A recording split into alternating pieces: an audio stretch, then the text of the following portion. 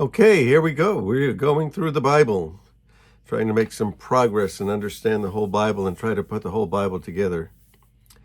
So we are now in what's called First Kings. This is one of the 12 history books of the Old Testament. We're going to go back a little bit from where we dropped off and concentrate on the temple for one session, for one day. We're going to concentrate on the temple because the temple will become central to the rest of the New Testament, the Old Testament, as we go forward. And so the temple is going to be built by Solomon. This is something his father David had wanted to do, but God told him that he couldn't do it. He told him because he was a man of war, and Solomon is a man of peace. He's ruling over a peaceful kingdom. So why couldn't David do that? Because he was a warrior? That's always puzzled me a little bit. So maybe you have some interpretation of that and you can maybe help me understand that. But we're going to look at this temple, and the temple will continue to show up as we go through the Old Testament. And then when we get into the New Testament, we'll see the temple again. And when we get into the time of the church age, we'll also talk about a temple. The temple will take on a whole new meaning. And by the time we get to the book of Revelation, we'll see this whole concept of temple showing up again. So we're starting in chapter 5 of First Kings. Now, David had put together the plans, and he had got all kinds of things together and made all kinds of arrangements to do this, and then he was told that he couldn't, but Solomon would. And so in chapter 5, it says that when Hiram, king of Tyre, heard that Solomon had been anointed king to succeed his father David, he sent envoys to Solomon because he'd always been on friendly terms with David. And Solomon sent back this message. And he said, you know, the wars that my father taught and all of these kinds of things. And he said, I'm going to make this temple. I'm going to make this temple. And God has placed me now on the throne of my father David. And so I would like to have some cedars from Lebanon to build this thing. And having the men, that also would be great. I'd love to have the men, and I'd love to have the materials. And when the king there heard it about Solomon's message, he was greatly pleased, and he said, praise be to the Lord today, for he's given David a wise son to sit on the throne and to rule over this great nation. And so Hiram sends him this message, and he said, I'm going to float them on rafts over the Mediterranean, and I'm going to give them exactly what you want, and you tell me where to put them, and that's where we'll put them, and we'll use these great cedars from Lebanon in that temple. And so he supplies them all, and supplies all of the material that he needs there, the wooden material, and he also gets laborers from there, and then Solomon gets laborers from all over Israel. And he starts to build the temple. And it tells you the day that he begins to do it in the 480th year after the Israelites had come out of Egypt, in the 4th year of Solomon's reign over Israel, in the month of Ziv, in the 2nd month, he began to build the temple. And then it gives the description of this temple, how big it is and how long it is and how high it is, and the different floors that are in there, and how it's going to be made, and the materials that it will be made out of, and the blocks will come from a quarry where no other hammer or chisel or anything would be heard at the temple site.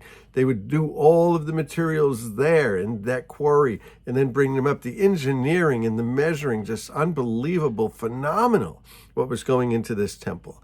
And then the paneling on the inside and the rooms in the inside, what it would look like, and what a marvelous, marvelous temple this is going to be.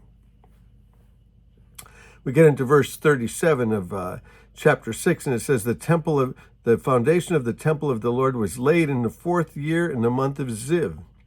In the 11th year in the month of Bule, in the 8th month, the temple was finished in all of its details, lots and lots of detail. He spent 7 years building it. 7 years building it. Chapter 7. It took Solomon 13 years, however, to complete the construction of his own palace.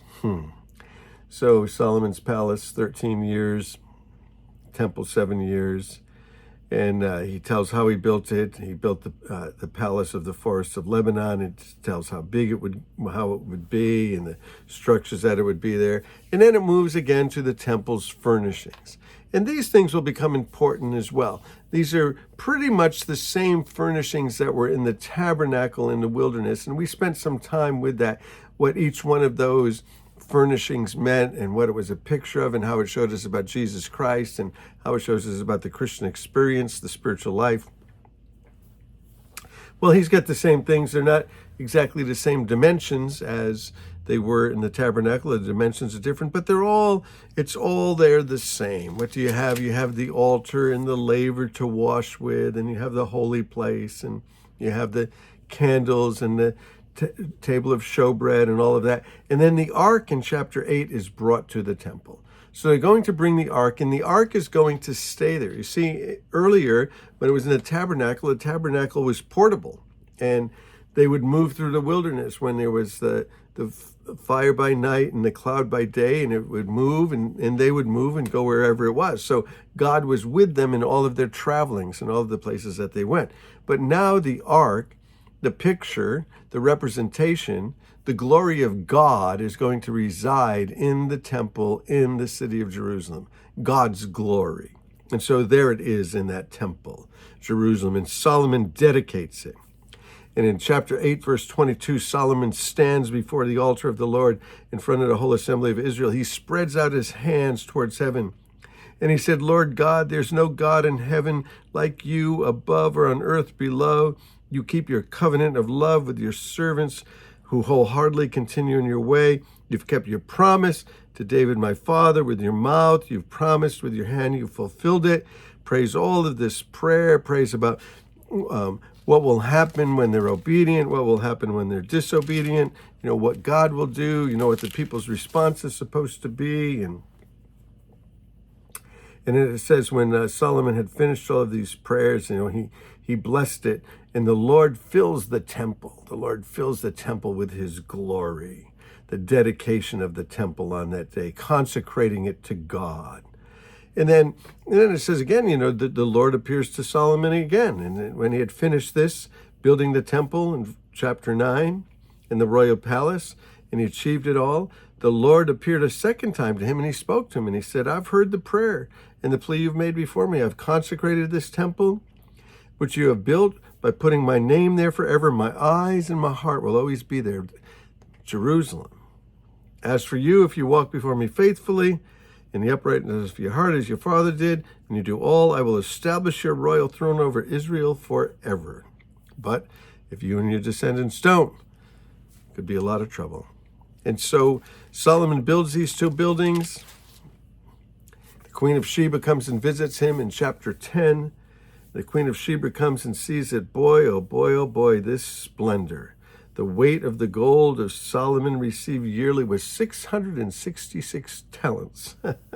It's an awful lot of gold coming in there for Solomon, about 25 tons of gold, coming in to him, not including the revenues of the merchants and the traders and the Arabian kings and the governors and the territories. Everybody's coming doing business with Solomon.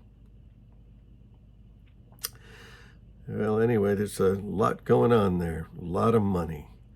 He also made 300 shields of hammered gold, and boy, the money and the gold is flowing, and it is really, really something. Then Solomon disobeys. He disobeys the law, disobeys the law of Moses. In chapter 11, he takes all kinds of wives, and some of these wives he would take because it was for political reasons, marrying the daughters of other kings and such.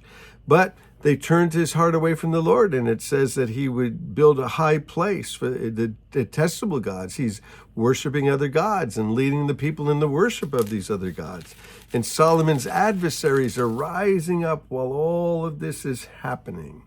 All of this is happening. The enemies are rising up, and something else is happening. We said this was the United Kingdom, and now it's sort of ending with Solomon in trouble. And we're going to see the divided kingdom of 1 Kings going forward from chapter 11 through the rest of the book. The kingdom is going to divide. It's the end of a good thing.